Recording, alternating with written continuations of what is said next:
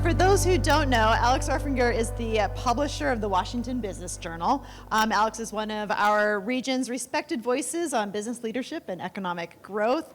And through his work, Greater Washington Together has been a catalyst for uniting business, civic, philanthropic, and academic leaders around a shared vision for a stronger Greater Washington. We're thrilled to have him here today. So thank you. The stage is yours. The whole stage, yes, you get to take it over. Can you hear me okay? Well, I'm really so pleased and honored to be here, and thank you, Ron, thank you, Terry, for inviting me. I'm going to just back up a little bit because the work that the last panel talked about with Talent Capital AI is the result of a much larger effort that has been going on in the region for most of this year. So I want to give a little bit of background on that. And then tell you how talentcapital.ai fits in. So early on this year, at the change of the administration, a number of us sort of looked at each other. I particularly read a story, an article by Bruce Katz, who's a relatively well-known academic urbanist, who talked about how regions around the country at this moment, early in this administration, needed to think differently about how they functioned as a region and needed to come together. His term was they needed to create war councils in order to respond effectively to the pressures that this administration we're going to place on all regions around the country. And we, a group of us, particularly focused on the pressures that we're going to be here in Greater Washington. I've been a real student of the region for all my time as the publisher, which has been a long time. And one of the things that is very obvious, although obvious but not all that obvious sometimes, is that we don't function very well as a region. We have 3 jurisdictions. We have lots of overlapping organizations who have different types of turf. So this idea that of who would lead the response was something that was central in my mind. And I knew that we needed to have some type of a steering committee to help lead this effort. So they had mentioned this concept about Greater Washington Together. This isn't a new organization. It's basically an informal civic alliance that a number of us stood up early this year. It's an unusual mix of people and organizations that represents all the business organizations, but also many of the largest foundations, philanthropic organizations, and the government sector. So this has been a table that we have set where leaders from across the region and across the sector have come together to think about, compare notes, and really establish a game plan for how we're going to deal with this region with a diminishing role, a changed role of the federal government as the federal government pulls back its investments in the region. So that's what we started out to do, and it really sort of took off. There are a couple of different planks of this. I'm going to get to this talent IA thing in a second, but it started with 4 or 5 different planks of thinking. Number one, the very first moment, a number of people looked at us around the table and said, we need more consistent data. We did not have a clear understanding of what was going on. And Terry Clower was involved in this, a group of about a dozen of the region's data centers, research organizations collaborated under the leadership of Brookings to create something called the DMV Monitor. And this was released about a month ago and is a very good way for all of us to be tracking the impacts that these changes have been having. Really sending out some really good data for us. Home listings being up 61%, venture capital funding being down, the number of internships available in the region down more than 30% year over year compared to 16% nationally. So really sending out some really important warning signs for us all to be able to act on. So having consistent data was an important first plank. The second plank was for us to be able to think, and I know you've talked a little bit about this today, I heard it in the panel as I walked in, about what are the potential areas that we should be leaning into as a region. The tech community, the startup community clearly is a large sector around AI, around cyber work, aerospace and aviation in Fairfax County, obviously life sciences, quantum around the University of Maryland. What are the areas that we're going to be able to grow into? The federal government will always be here, but it will be a different relationship that we have than what we have been used to for the last X number of years.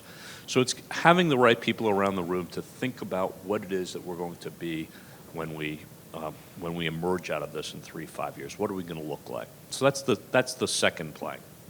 The third plank was around the social safety network. We had the largest foundations in the room, nonprofit organizations. Again, as funding receded, how are we going to protect the most vulnerable in the region itself? An important anchor for us to make sure that we all as leaders are thinking about that. So that was present at the table itself. So those are the general pieces, and then probably about 10 weeks ago, a number of us were in Moynihan Station or Union Station here and saw these digital billboards that were saying, have you been doged? Because if you've been doged, we have a job for you here in New York. I had to say it kind of pissed me off.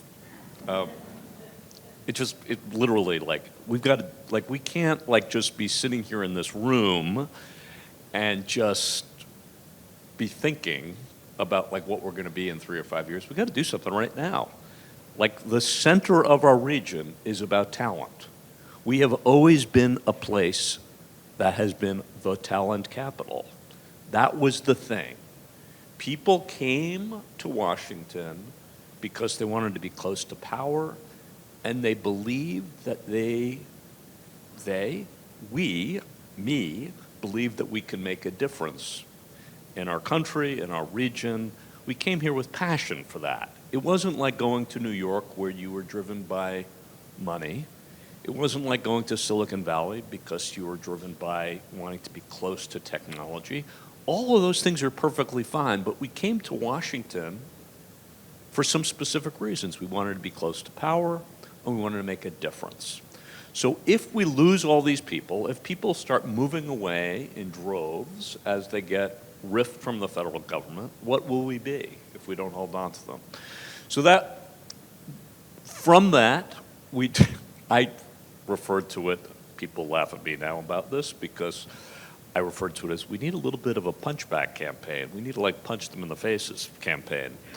I'm a competitive person. So what we did was we talked to dozens of organizations and companies around the country, around the region, and funded an ad campaign that you may or may not seen, which is called We the People. And that We the People campaign is at bus shelters. It's on the air on WAMU, WTOP. It's on digital billboards at the arena downtown. It's on the subways, the metro. And it's driving people to the talentcapital.ai site.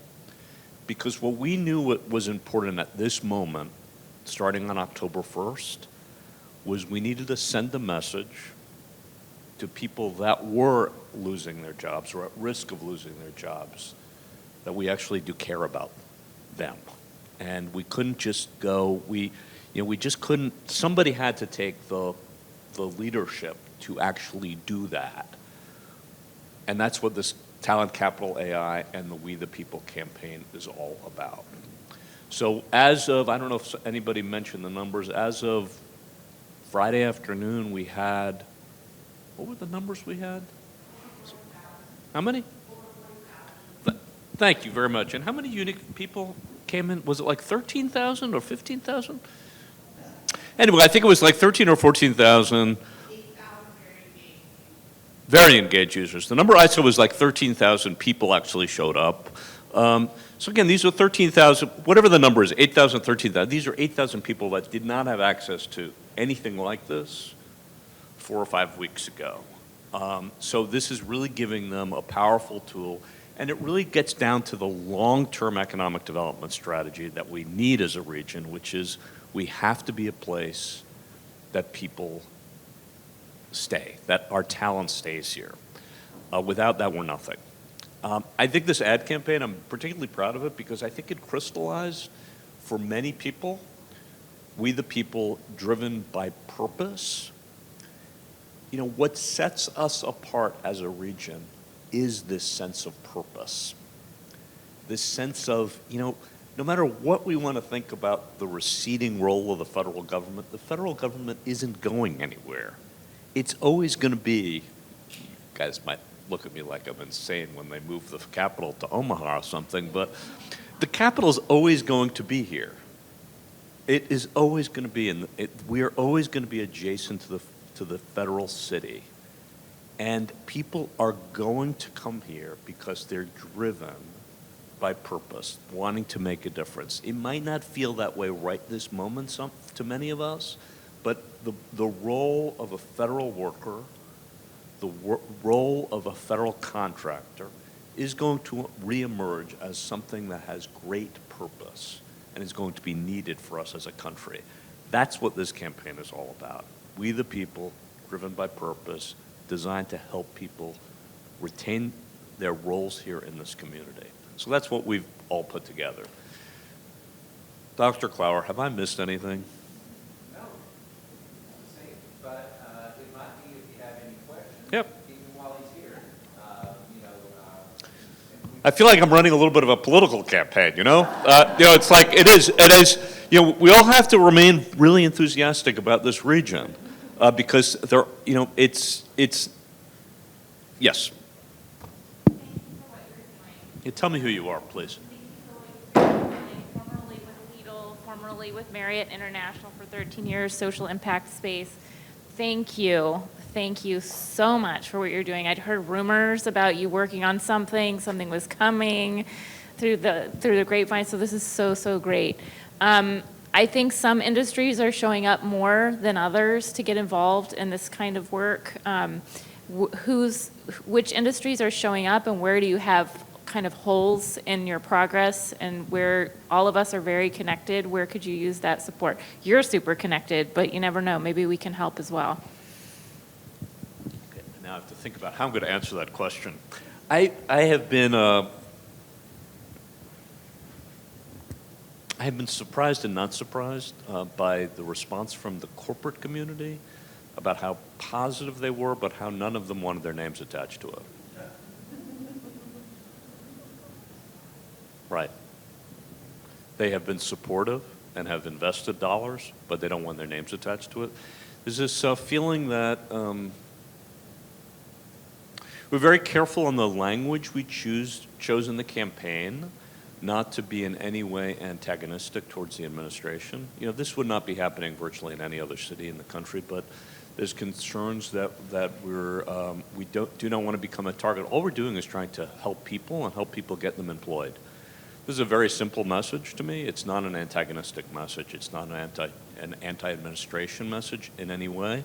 But I think corporate leaders are, just given the environment, need to keep their head down a little bit. It's not to say that they're not supportive, though. We've gotten support from the hospitality industry, from the federal contracting industry, from some of the largest companies in the region. So, we raised just for the marketing side of it about $500,000 in hard dollars, and probably close to $1 million, I would bet, in in-kind support. So it's not an enormous sum of money, but it's a good amount of money. I hope I answered your question. Yeah. Thanks.